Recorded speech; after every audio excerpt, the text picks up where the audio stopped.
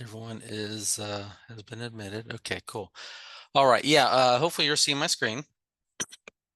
Yeah, this is Realist and Public Records. You'll see what I mean by Realist and Public Records. You'll see how we toggle back and forth on this here too. And just one last thing before I do get started, just want to repeat again, just keep yourself muted if you would, but unmute yourself if you do want to ask a question so we can discuss this. I mean, I want to make sure you're learning things and all your questions are answered. So feel free to unmute or use the chat section down at the bottom. We all should have a little toolbar at the bottom. That's where you got your audio, where you can mute yourself, your video, where you can turn it on and off, your camera if you want, chat, and I'm not sure what else you guys see. I see a little bit more because of my access here. So, okay. All right. Well, let's go and get started. If anyone else jumps in, I'll admit them and go from there. Well, welcome. My name's Keith Hensley with CoreLogic, and it's my pleasure to bring you this webinar called Realist and Public Records. Every month we try to do not just on-site training, which me or Laura or Brent that I work with, we're all trainers at CoreLogic. One of us comes down every month and does in-person training on various training classes there. But I typically do almost all of the online webinars here. Again, once in a while, I might need Brent or Laura to handle these webinars for me if I'm not able to do it. So maybe you've taken my webinars before. Maybe you've been in my on in-person training. That's hope if you haven't, hopefully you'll come back and because we just got a wealth of information, not just on Matrix, but you'll see today here on Realist also, one of our other products. And we also have MLS Touch, which is the app. And we also do webinars on OneHome. OneHome is your client's portal out there. So without further ado, we're going to jump into Realist and Public Records webinar here. So let's get started. I'm just going to close down this PowerPoint presentation here. Okay. And hopefully everyone is seeing this screen here that I've got. This is your matrix system for Martin County Realtors of the Treasure Coast there. Okay. Oop, here comes someone else. Okay.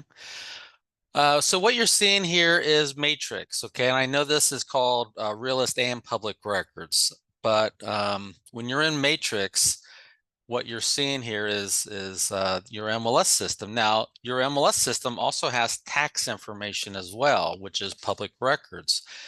And if you hover over this tab up here at the top, you're going to see that you've got Realist and Public Records. Now, I'm going to mention that you also have IMAP tax. Okay, IMAP is not a CoreLogic product, so I don't know. I don't know it. I don't know how it compares to Realist or Public Records.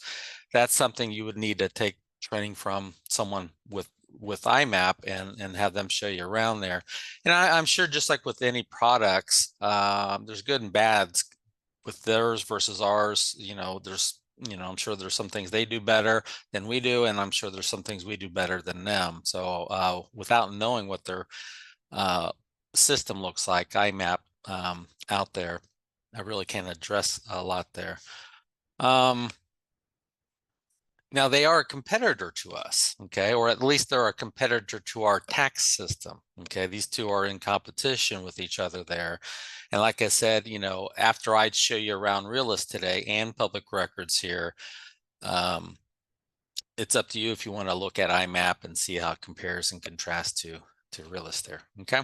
Now, what's the difference? You got Realist and you got Public Records. Well, when you're in Matrix, okay, Matrix is your MLS system, and if I go up here and I click on Realist, it's going to take me out of Matrix and into a program called Realist, which is basically its own standing program or platform, and it's called Realist, and this is your tax system. Now, even though Realist is your tax system, it still has MLS data in there. And Matrix is your MLS system, but it still has tax information in there, okay? So their primary roles matrix is for MLS, but like I just said, you can also do tax searches or see tax information and vice versa with Realist there. We're the same company. We're just we're both CoreLogic. We both just share our data amongst ourselves there.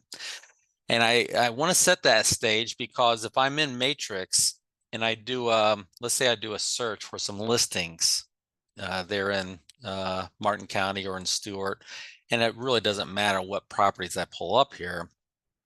But whenever you do a search in Matrix, this right here is the tax links into Realist. So if I see any listing inside of Matrix, I can click on this and watch where it takes me to. It's going to take me right into Realist for that listing to where I can see, or well, actually, it's not take me into Realist yet.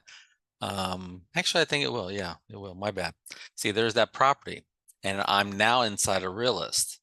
So just that right there, and these two other options here in black with letters there, takes you into Realist, but in a two different section of Realist. So even though I'm in Matrix, with this one click, it can take me into Realist for that property and see tax information. But also, I want to show you this also.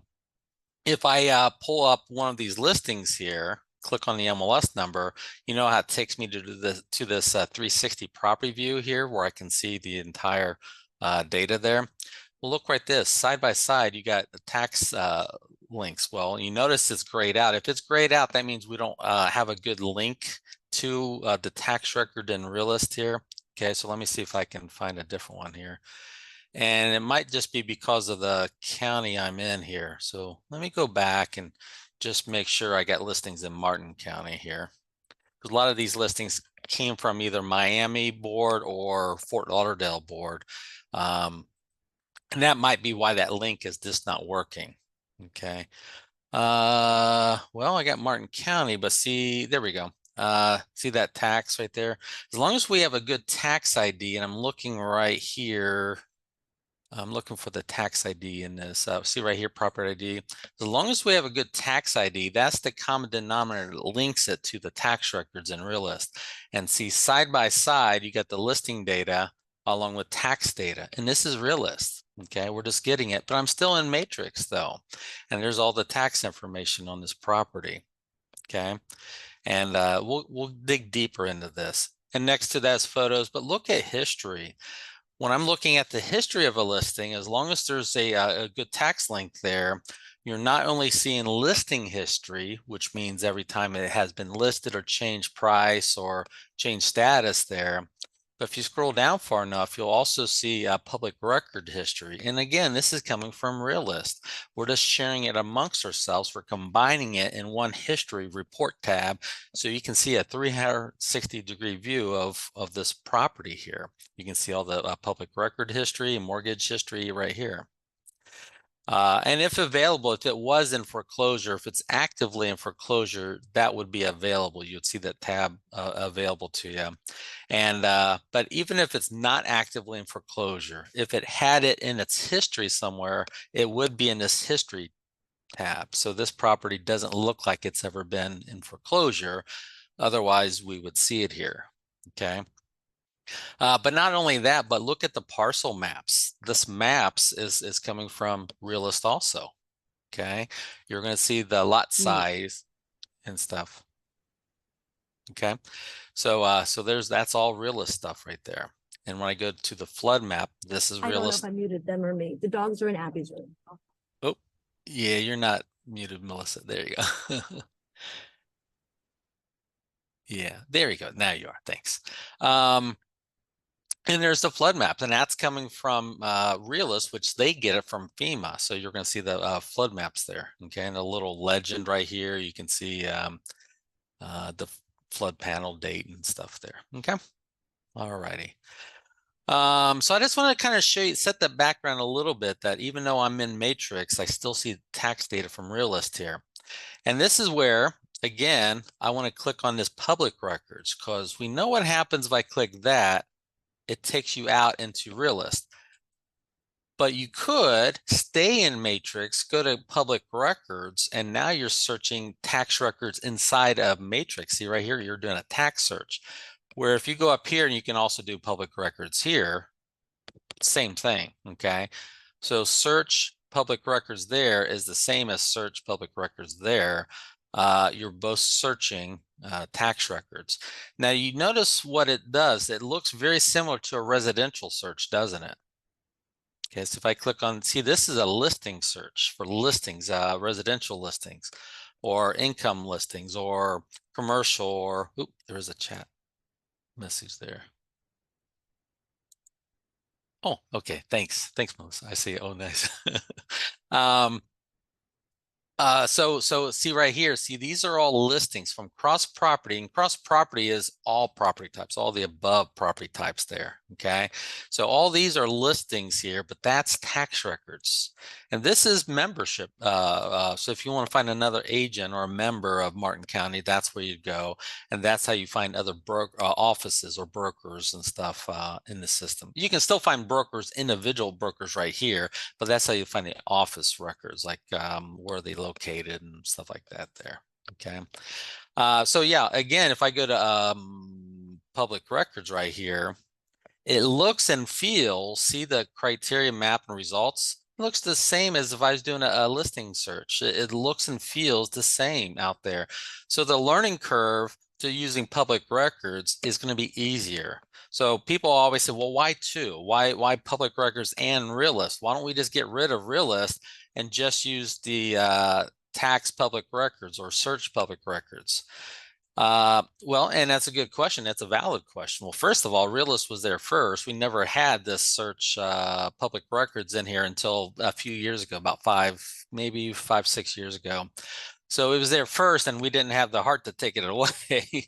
But second, even though this is going to be easier to do your tax search, your learning curve is not as big because you've already used Matrix to do your searches like this here. If I did a search for all the Hensleys, and that's my last name, Hensley, in Martin County, Florida, and I got my results, you're going to see there's 6 of us, or 6 Hensleys there, that own parcels, their partial records, tax records inside of Martin County.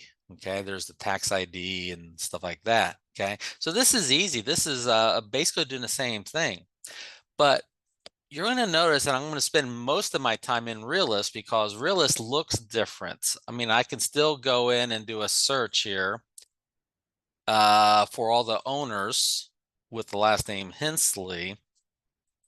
And you can see right here, I am in Martin County. And if I see down here, there's 6 matches. When I do my search, I'm going to get 6 records. In fact, let's split the map there. Okay, but this looks different than Matrix, doesn't it? So the learning curve here is a little tougher because you have to kind of retrain yourself to learn a different program, but you're going to have more power in here. There's going to be more reports than what you could do inside of Matrix there. Okay, so that's the commonality. That's the similarities there. But I will say about 80% of what you can do here in Realist, you'll be able to do here in Matrix for tax records. Okay, there's just that extra 20, 25, 30% more power that you're going to see in there. You're going to see here in a minute, you can do mailing labels. If I want to do mailing labels to all those owners with the last name Hensley, all I have to do is make sure they're all check marked, click on labels, pick my Avery label, pick my, do I want the owner's name or create create my own label or owner's name, like dear occupant or resident or something like that, and export it out here and peel and stick it on my postcards, the mailing labels. But I can also do that here. All I have to do here is make sure they're all selected, hit the print button here, and then I get my mailing label options here. Do I want it with the owner's name or the dear occupant's name with the tax address, property address, same options that I have in Realist. So I can still do it here too. Okay. So there are a lot of similarities there. And I would encourage you, if you're new to Matrix and you're learning Matrix and stuff, or you just need a simple tax record information, stay right here inside of Matrix and do your tax searches here in public records, or like I just showed you. Remember, I did a residential search and I found some properties and I had that realist button there. Or I went to the 360 view and I was able to see the tax records there too. Okay. So if you want quick and simple and easy and stuff, maybe just stay right here inside of Matrix. But if you really want to dig deeper, and that's where I'm hoping you're wanting to go to or learn, I'm going to show you around Realist here. Okay. And if we need to, we can jump back into Matrix and show you stuff there too. But look at Realist here. Do you see how it's kind of divided into 3 panels here? Okay, in fact, let's go back to this dashboard here. When you first log into Realist, it takes you to this, and it's kind of a newer thing. I still want to say about 8 months ago, Realist had an update and it created this dashboard here, and that's what you're looking at when you first log in. Before that dashboard was there, when you first logged into Realist, it would just take you right here to search. This used to be the main page that you log into. And if you remember that, some people got confused when we introduced this dashboard. They saw this and they're like, wait a second, this is not Realist. This looks different here. All you have to do is click on search and now that looks like Realist if you've used it before, okay? So really, if you break it down, there's really 3 sections of Realist. Here's the first one, which is the dashboard. Here's the second one, which is Realist, which has these 3 panels here. You got a map here. You got this single line, or the single line grid. Actually, the single line grid, if you come down here, can be toggled between this little gallery view or card view here, or the single line. And then you got the search criteria over here. Okay, so the first section of Realist is dashboard. Second one is search. Third one, you're going to see in a second. The third one is if you pull up any one of these listings here and you hit this button down here called reports, way down here on the bottom right, or you just double click on someone's name here, what it's going to do is take you to this third section. And I call it the report section, the report tabs, because look right here, you're going to find whatever property, you just pull it up and now look at all these tabs going across the top here. And that's all the information. And that's why I said there's more power in Realist, because look at all these extra tabs and pieces of information there that you can gather on one piece of parcel record, okay? So here's the third section that has all these tabs. The second section, if I go back right here, is this, the old home page, the old starting point, and then you got the dashboard there, okay? So once you kind of get this feel, hopefully you got this here, you got the search here, which is divided into 3 windows, and then when you click on any one of these properties or hit the reports down here, you're taken into the third. Once you understand that concept, I think it makes Realist a little easier to digest, a little easier to understand there, because I can go back to search, or I can go to search right here, or go back to the dashboard there, okay? And before I kind of forget about Realist here, or Matrix, my bad.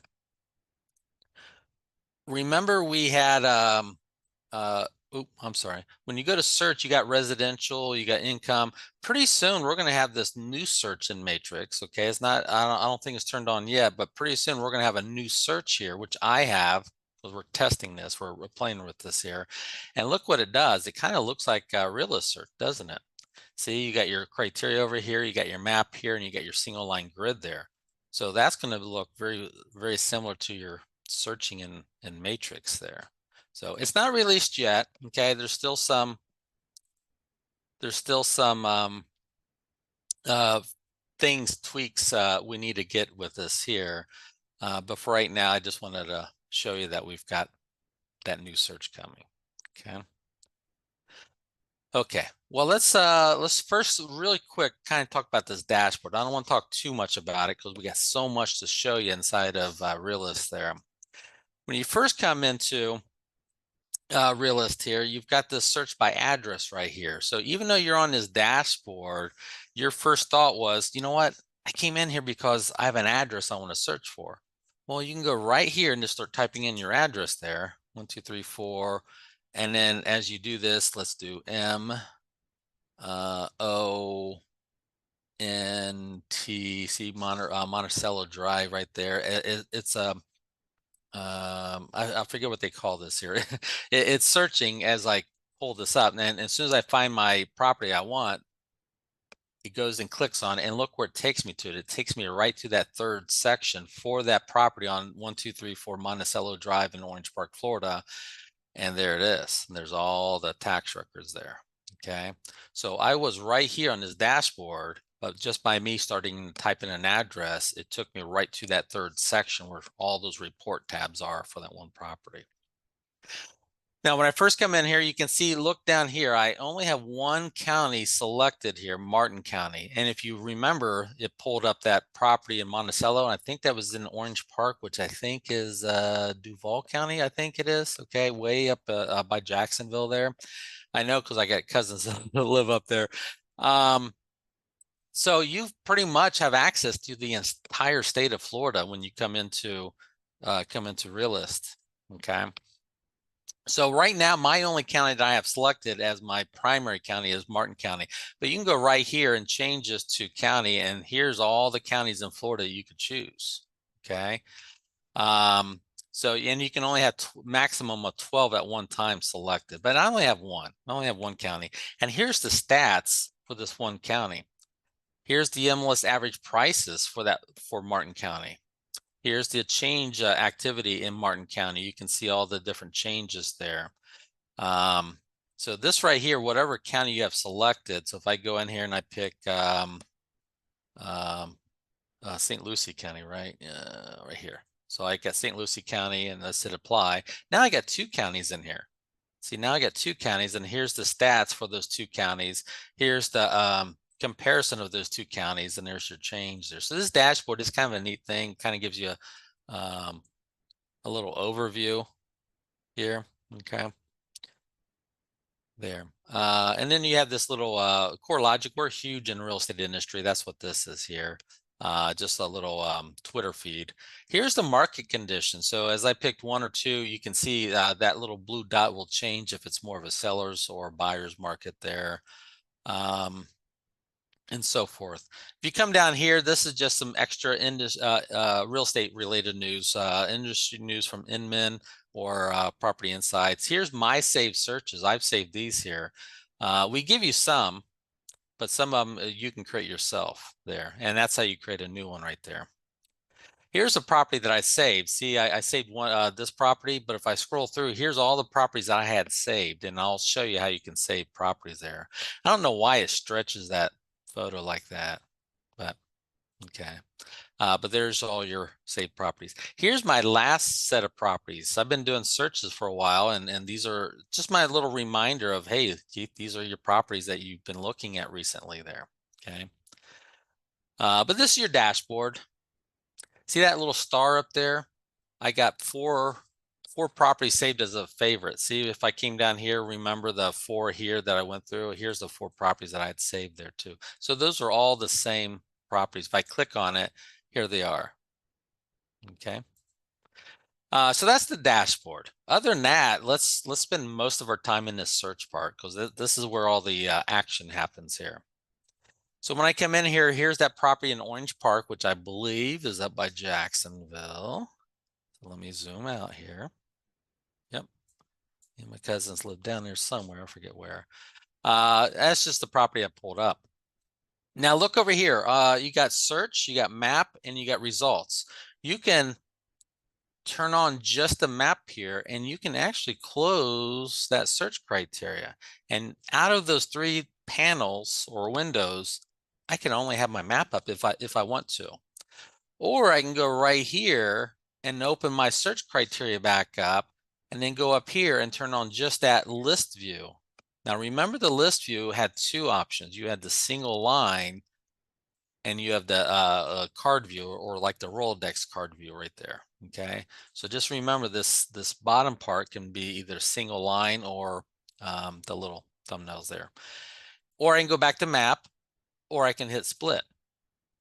And remember, I can turn off my search criteria, and I can turn off the and have nothing but the list view. So that's what I kind of want to show you here before I get a little deeper is you can kind of customize this 3-panel search screen here, or you can go back to split and then you can open up your search criteria again. Okay. And remember, if you find any one property and you check mark it, you either double click it there or hit the reports down here. It's going to take you to this third section that has all the tabs going across the top. Okay. Go back. So you just kind of want to get your orientation set. Now, look over here on the search criteria. You got quick search where you can do an address, owner's name, MLS number, and tax ID number. That's it. You cannot add to this. You cannot remove them. That's it. However, you can change it from quick search to my search. Under my search, we actually give you several reports or several search templates. We give you a my search default, MLS search, owner, seller search, distress search, and general search. Notice they all have a little lock that's in gold. We give them to you. You can use them and you can actually use them and then add more to it and kind of create your own, but you cannot delete them or change them elsewise. And look at this. I've created my own called Sailfish Point, and you can create your own right there too. Okay. So under my search, this is going to give you a lot of flexibility. I'm just going to click on, let me go back. Let me do the my search default here. Okay. My search default has a series of fields right here. Okay. And you can see all the fields there. And if you don't like these fields, you can right here click on customize search. And here's my search default. Now, what do you want to add? Is there any field in here that you'd like to add? And over here are all the fields I currently have in my search criteria. So over here, we break them down into categories. Here's everything. Here's every single field inside of Realist that you can search for here. You can break it down in a little bite-sized chunks. Here's just the owner information stuff. Like I kind of like this field. Oop. It's called owner occupied. That one there is a yes or no or don't care. If it says owner occupied yes, that means we know it's, well, we feel confident it's owned, the owner lives there.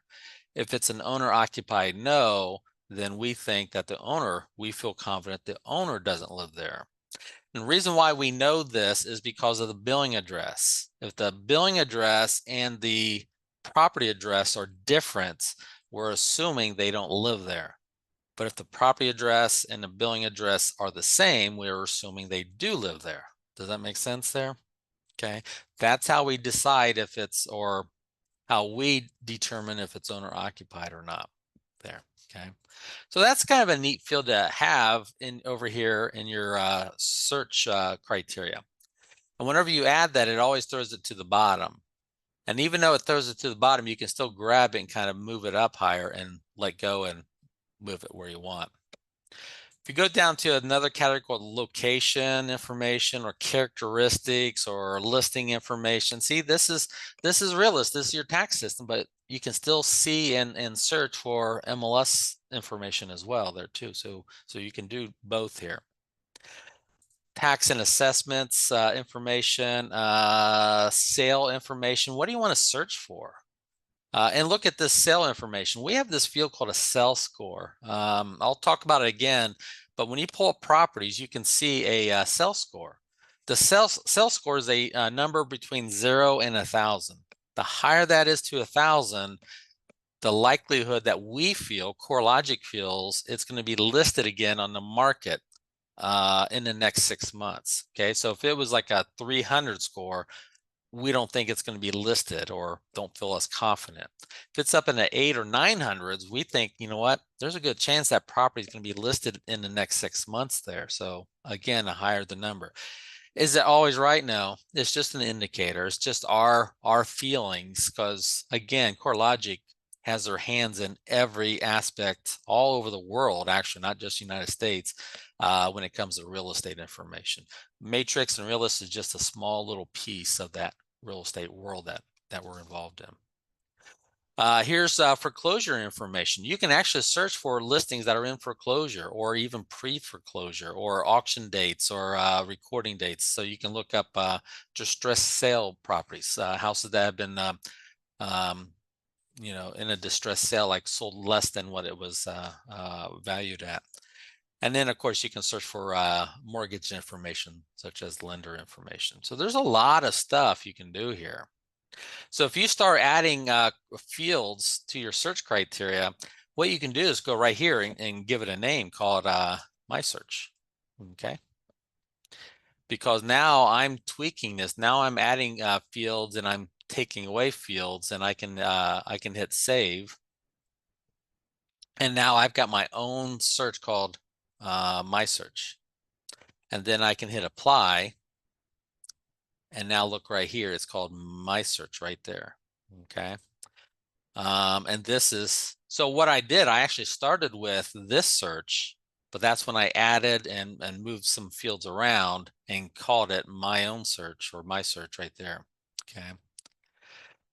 Now on this search, you can do owner's name, bedrooms, bathrooms, square feet, tax records. What you could do is come in and do searches for, you know what? I didn't add foreclosure, did I? So let's go in here. Let's do this distressed property search right here. Okay. If I'm using that distressed property search, now I can say I want to find listings that are bank-owned properties. Okay. I want to find listings that are foreclosure indicator. Here's like yes. If it's a foreclosure indicator, that means yes, it is got a check mark. It's in foreclosure. City. Maybe I want to do everything that's in Stuart, Florida there. Okay. Or streets or subdivision. Maybe I can do all this stuff in a certain subdivision there. I can do that. Or MLS status. But look, as I put that in there, as I added Stuart as my city, and I said foreclosure indicator, yes. And I think I even said bank owned right there. Down here, I got 19 matches down here. If I hit search, I'm going to see those 19 listings. There they are. And I don't know why that says it's in Stuart, Florida, and actually some of these is that really Stuart, Florida? Maybe the mailing address is, but yeah, and I guess that could be there. Actually, I would think that's more Palm City over there, or is that another city, Arundel? Okay, okay.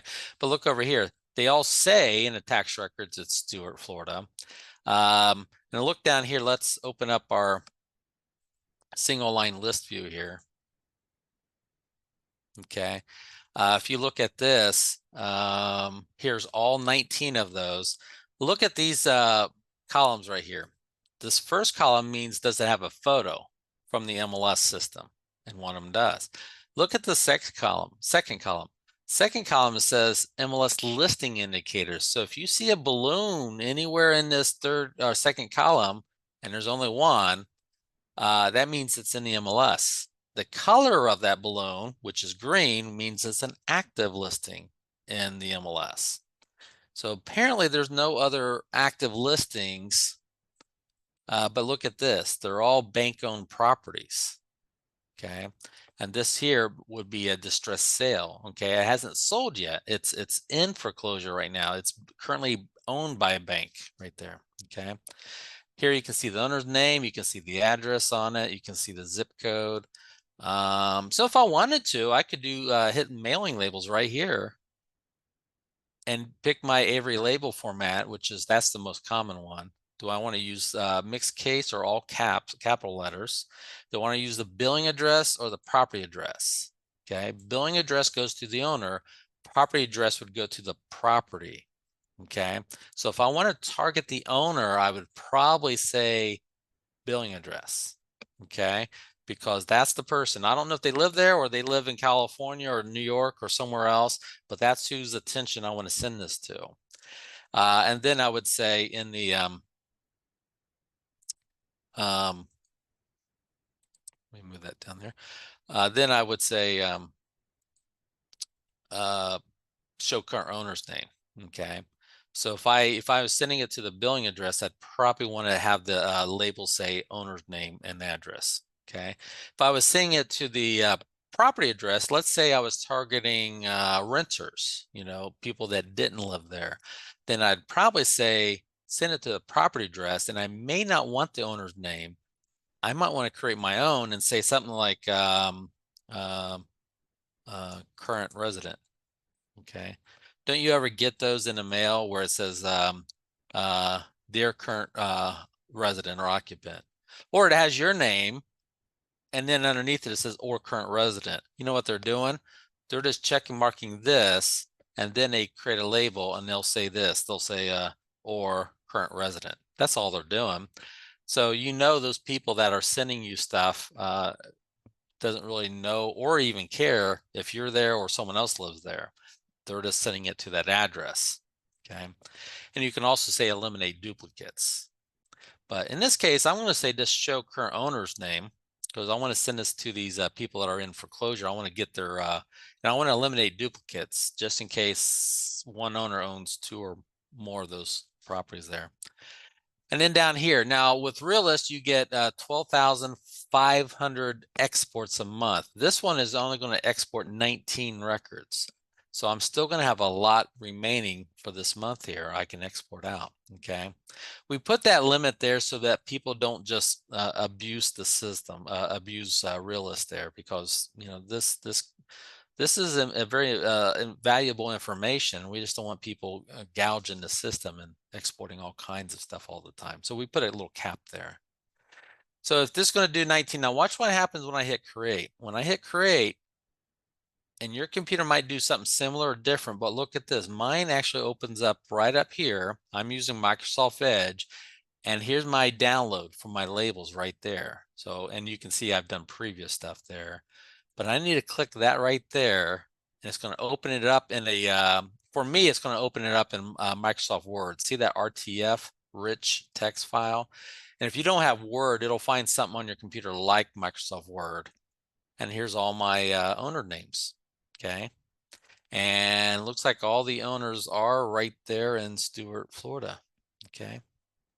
Okay, I didn't find anyone outside of Stuart, Florida, and be a man by Lane LLC. Okay, that's interesting. I've never seen that one before. Okay, but here's all the mailing labels, and I said owner's name. Okay, that's why I put the owner's name there.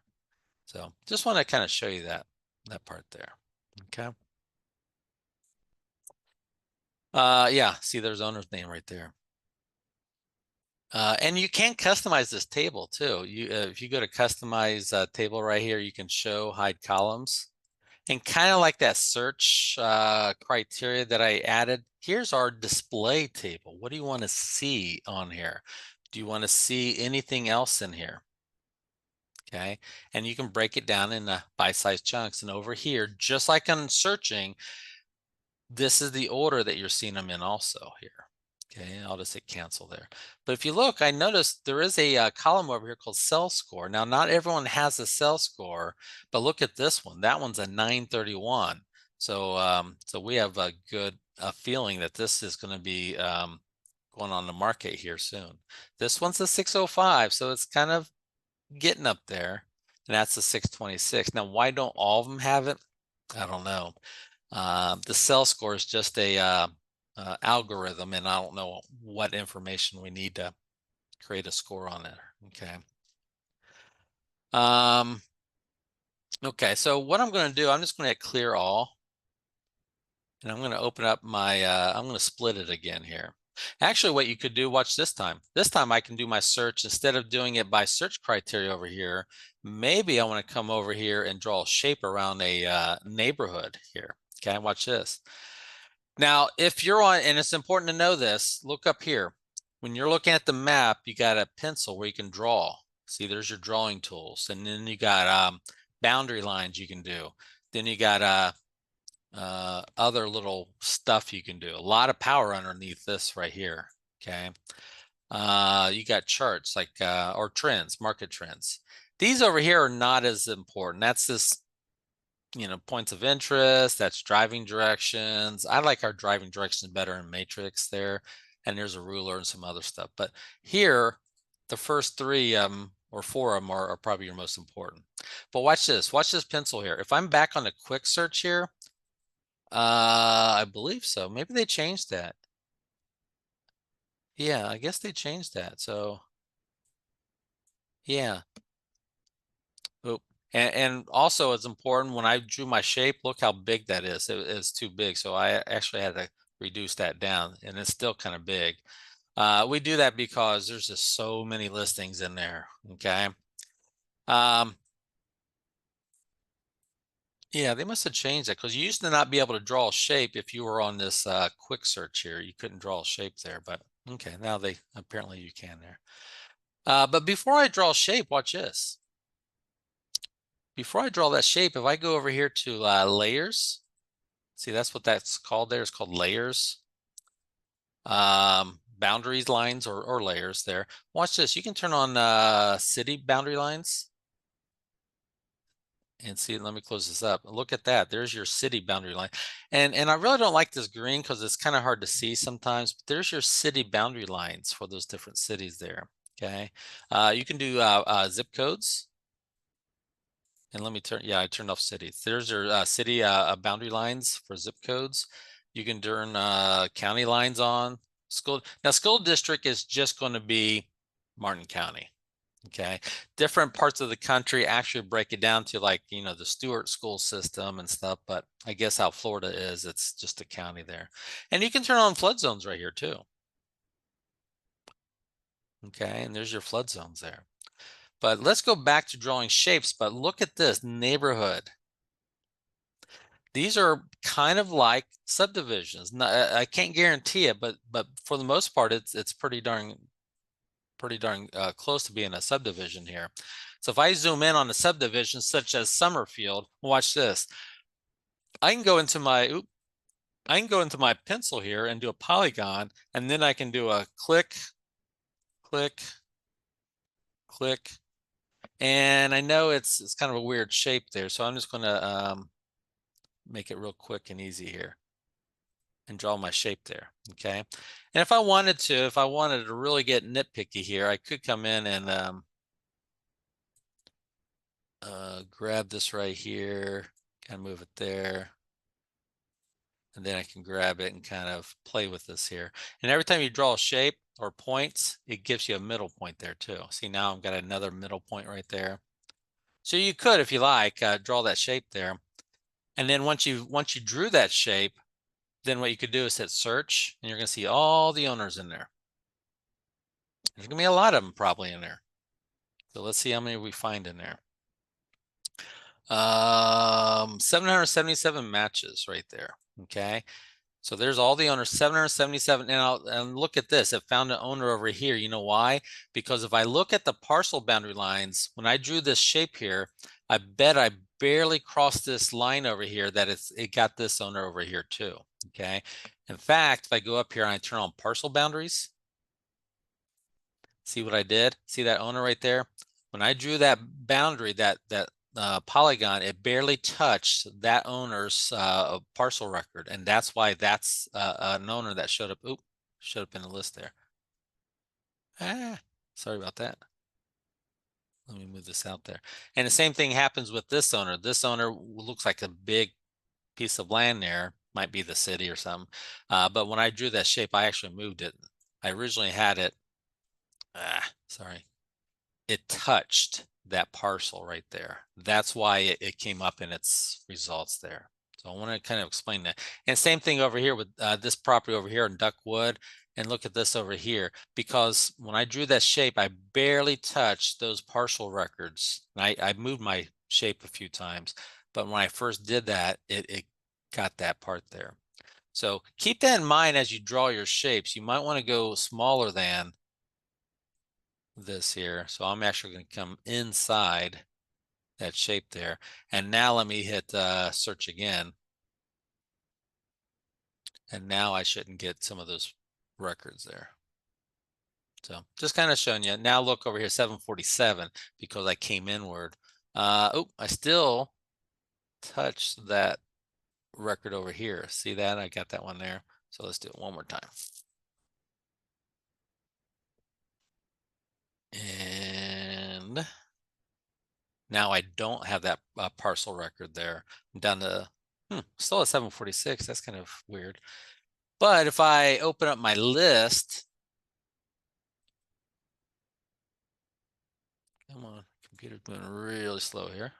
If I open up the list always defaults to this card view, which personally I don't like. I wish it would always default to this single line column here. But there's all the owners that are there, 746 that are in that subdivision. Okay. So if I go back to split, there they are. There are the single line. And now I can do mailing labels this way. I can hit, you know what? Those are the people in that subdivision I want to do mailing labels for. I want it to show the current owner's name. I want to eliminate duplicates. And then when I hit create,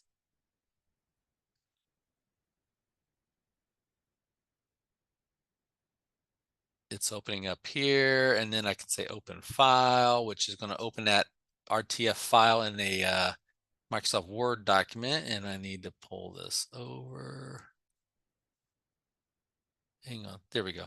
And there's all the owner's names. And see, some live in Jupiter and Fort Lauderdale, Coconut Creek, Florida. Not all of them live there. Look, New Syracuse, North Syracuse, New York. Because I said owner's name. Garden City, New York. Staten Island, New York. Okay. So those are all the owners there. Linwood, New Jersey. Peekskill, New York. Okay. So just kind of want to show you that those are all the owners because that's what I wanted to do there. Okay. Now let's, if I have all 746 check mark, I can come down here, I can print them out if I need to. Do I want just the reports or the map and a table, or just a map or just a table, or just a cards there, Rolodex card? I can do the same thing on emailing. It's going to ask me what view do I want? Do I want the map and the grid? Or do I want just a map or just a table or grid or the cards or both there? And who do I want to email it to there? Okay. Instead of doing mailing labels, which does do an export, I could export it myself in a custom export and download it like in a CSV file, an Excel spreadsheet. And then in that Excel spreadsheet, I can do whatever I want with it if I'm familiar with Excel and spreadsheets and stuff like that. Okay. That's probably the easier way to do mailing labels. This is more of a customized way of doing an export there too. But if I have all these check marked here, when I come down here at the bottom, remember this section called reports here at the top? I had 746 picks, so it's going to pull up one property.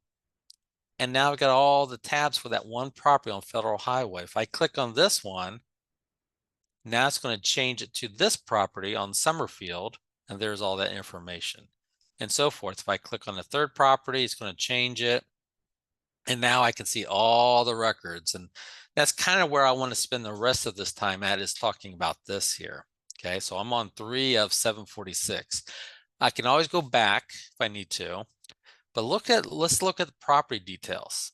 And here's 3400 Southeast Summerfield in Stuart, Florida. If I want to save this as a favorite, remember the favorites up there I showed you earlier? I had 4. All I have to do is hit a star right there. Now I've got 5 up there. Now that one's a favorite. Okay. Before I go through the rest of these tabs here, let's scroll on down here. You got owner name is not owner occupied. Okay, because the owner still lives in Stewart, but look at their mailing address, Southeast Monterey Road, where the property is in Summerfield, Stewart. So the owner still lives in Stewart, but not at the same property. So that's why owner occupied said no there. If it was the same address, then we would say yes. So chances are he's renting this out, either long-term or short-term or whatever. Okay.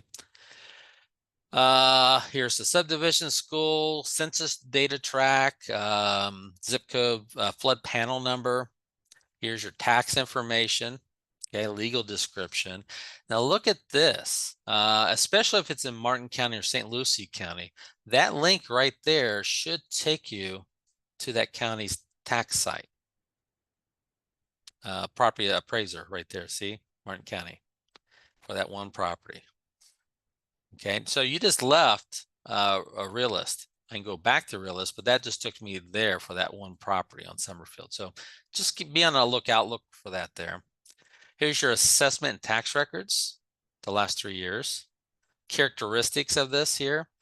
Now, once in a while, you'll see where you might see a difference there. It might say year built. It might have 2 different numbers there because look at this. See tax? The tax record says 1994, but if this was a listing, actually, let's go back here. Let me look at your list view down here. Let me kind of show you this again here. Come on, and go back to single line grid. Remember I showed you these first 4 columns. I said, here's if it has a photo in the MLS. That means if it's been listed in the MLS, see the color of that balloon? Red is sold, green is an active. So this is an active listing inside of the MLS. That's a sold.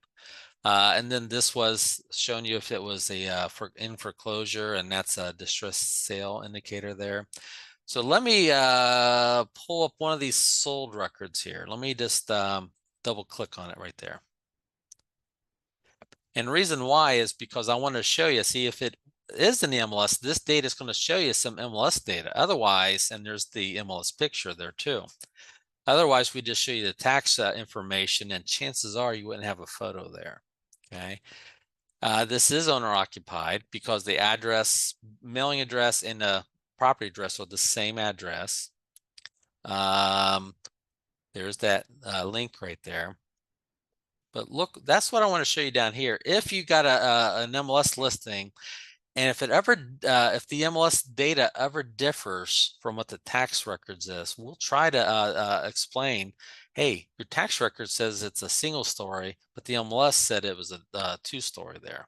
Okay, so if I'm looking at this, looks like it's a condo unit there. It kind of does look like 2-story, but that's where you determine who's right and who's wrong. We're just showing you that, oh yeah, it is that condo apartment right there. Okay, so the square feet, it looks like both of them are in agreement. Tax and the MLS are both saying it's 1506. They both say 2 full baths. Okay, but if they ever disagree, we'll let you know that there. Here's the sales score. Look at this one. This one's very high. So looks like we feel like it's going to be put back on the market, listed in the next 6 months here. And you can read our, see right there, the next 6 months, it's going to be put on the market. We also have an AVM here. Okay, an AVM, and I know a lot of realtors are not crazy about AVMs. Okay, Zillow has an AVM. It's called a Zestimate. Well, guess what? CoreLogic has its own Zestimate there too. We feel like we want to tell you our opinion on what we think this property is valued at. May not be right, may not be may be wrong, okay? But that's for you to decide here. We feel that property is valued at 343,200. There's our range, and the higher the confidence score, the tighter that range is, because we're more and more confident, the higher that number gets. And the higher that number gets, the lower the deviation or tighter the range will be on there. And we tell you, as of September 16th, that's when we calculated this here. Okay, so you be the judge. Are we right? Are we wrong? Or getting close, or what? You're the experts. Okay, and when you go to print and email this here, by the way, you can turn that stuff off. You don't have to show this if you don't want to, and you don't have to show the sales score too to your clients. But guess what? I bet they already know what they think the property is valued at there. So sometimes it could help you say, look, CoreLogic even thinks I'm on the right side, and you're wrong, or Zillow's wrong, or whoever else is wrong there. So you use it to your advantage if you want to. Here's the listing information. You can see it was sold. Look at this. It just sold 3 months ago. But yet the sell score is pretty darn high. I saw one of these one time. It's been a few years, and I was like, how in the world do we at CoreLogic or Realist think that's going to be selling again in the next 6 months when it just sold within 3 months ago? And not this example, but another example. I went to one of our realist experts, and he doesn't even know the calculation, but he said, "Let me see the owner's name of that property." And I showed him the owner's name. And again, it's not this owner, it's not this property. But the one I sent him, he said, well, you know what? They're famous for flipping houses. So maybe we know something about this owner here that maybe they have a history of flipping houses too. I have no idea in this case. Okay. So that's just one piece of the calculation when it comes to that sales score that we might be taking in consideration there. Okay. So that's interesting. I'm just kind of curious. If I can remember, I like to check this in the next 6 months and see if we were right and see if it was listed to be put on the market again. Okay, because that one right there looks interesting. I'm kind of curious about that one there. Owner's name, last market, so you can see a history of this. Look at this. We can keep on going down farther and farther and see some more history there. Mortgage history, property map. There's the boundary lines and all that stuff with that owner there. Okay. Next page, with one click, Realist will try to find you some comps, comparable properties. And it found 4 of them. There's my subject property, but here's what we think, or Realist thinks, is our comps for that property there. Here's your range. Here's the map of them. Let's zoom out here a little bit. Maybe. Where are those comps? Huh, I don't see them there. Are they all right? Oh, is it apartments? They're all in the same? No? Or maybe they were. Let's look at the list here. Yeah, they're all in that same address there. Must be condo units there, but yeah. And I don't want to spend up, we almost got 3 minutes left here, you guys, so I don't want to spend up more time. But yeah, there must be in the same apartment complex or in the same block there. That might be why there. What you can do, just like before, how you had a split or map or just a list, here's just your list. So now you can look at those 4 comps and say yes or no. I don't think those are good comps there. If you need to adjust or see the search criteria, right here's your search criteria for the comparable. Change something here. Go out farther if you need to. Come in here and change your days back and your square footage range and lot size and all that stuff there, and then hit submit there. So you can change that. Even though we tried to find some comps, you can still tweak that search criteria. Next to that, here's the market trends for this property. And a market means the market overview is the zip code that this property is in. So based on this zip code, 34997, here's some trends going on. And there's a lot of information in here, okay? A lot of information, okay? You can switch from MLS to tax data. And what it does the county, the city, and the zip code. Okay, so you can see the trends of all that stuff there.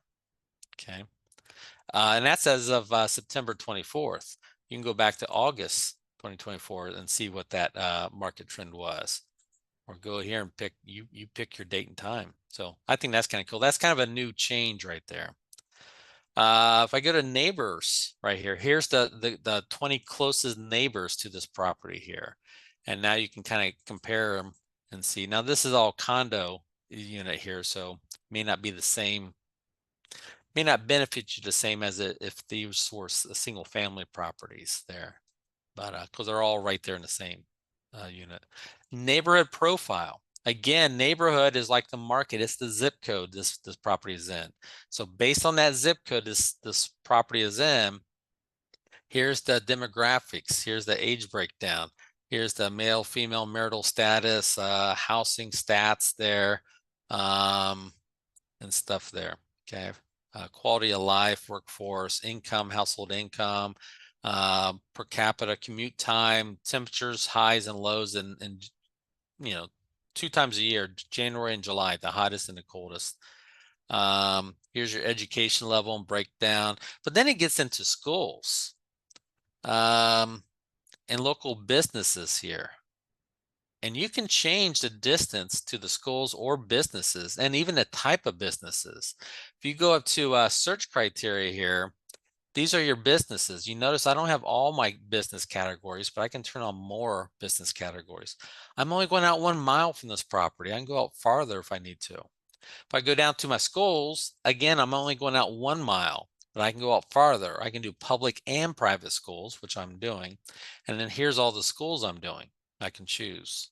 Okay. And if I hit submit, it would change that. So just in case you need certain types of businesses for your owner, like if they're going to buy this house, here's all the schools within 3 miles. Here's all the food and restaurants within 5 miles. You can kind of print this out.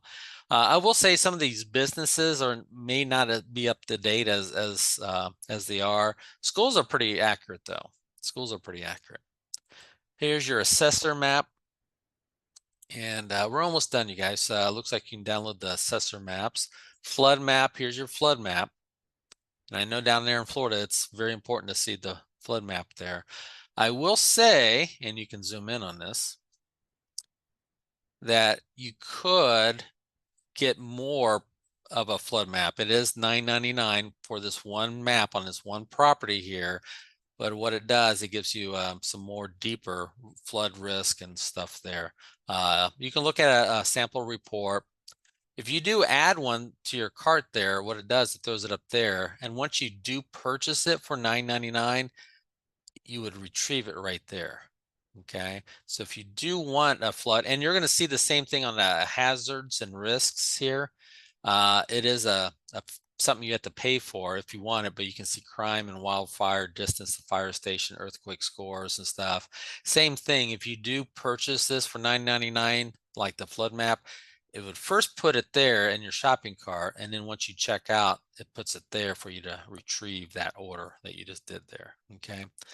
And building sketch. Okay, well, sometimes we don't always see this. I don't always see this here. Okay, there we go. Not available there. Okay. So got a lot of stuff there you can do. One last thing, let's go back to this map just because I really like it so well. If I go up here, I can turn on distressed sales on this map. Bank owned, short sales. Let's go back here. Tax sales. Seems like I got something else in here. I got 6. Where's the rest of my stuff I've got?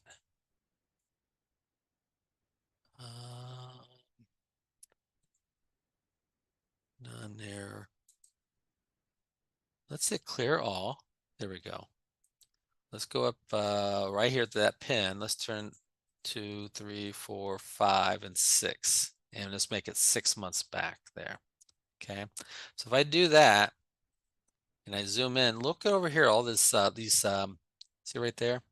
Oh, one of them was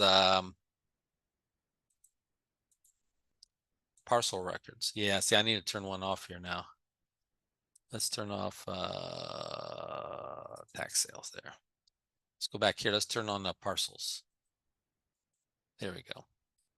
See right there, now I get the parcel record. Now you can see the color pre-foreclosure, bank owned. To me, that's kind of cool. I like to see that there. If I zoom out a little bit more, you can kind of get a feel for that there. And one of the bank owned things you can do here, you can clear all again. You can turn on MLS stuff too. See active, pending, expired, sold, and change your time frame. Okay. And now you can see that's a pending, sold, active. So you can just kind of get a feel for this neighborhood and see how much activity is going on there and stuff. So it's just kind of neat. And you go up here to market trends, percentage of homes in foreclosure. What it's going to do, it's going to do it to the zip code, or you can do it to the neighborhood. Let's do it to the neighborhood here. So now, do I got it? Yeah, still got it to the neighborhood. I don't know if I've ever seen it in a neighborhood before, because that should be lighting up all those different neighborhoods there. Let's change it back to the zip code there. There we go. And see if I zoom out now, it's going to change based on the zip code boundary lines. See the different colors there? You can see a little deeper color there out there. So Okay. So anyways, I know we're 5 minutes past, so I do appreciate your time today, you guys. Just so much to cover in this thing. Okay, we just got so much to cover in this. But I hope I really set the table for you to kind of explain things and get your feet wet. But if you do have further questions and stuff, feel free to reach out to Renee, and she'll get you in touch with me and me in touch with you there. Okay. All right. Well, thanks everyone. I appreciate your time today and hope to see you next month on the next webinar here. Okay.